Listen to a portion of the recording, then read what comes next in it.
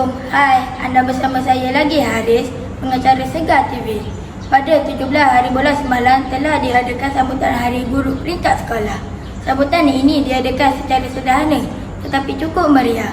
Ia juga sebagai simbolik penghargaan kami untuk para guru, terutamanya guru-guru SK Ketua Luar yang kami sayangi. Mari kita ikuti sorotan majlis tersebut.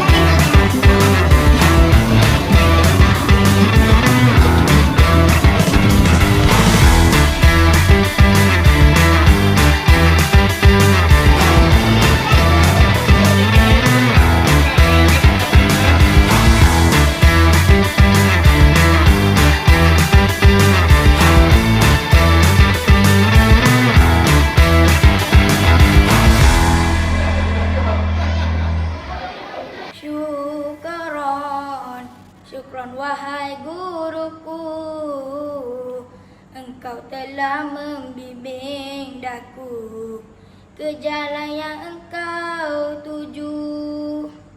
Guru adalah pelita yang menyuluh gelapnya hidup kita. Terima kasih cikgu.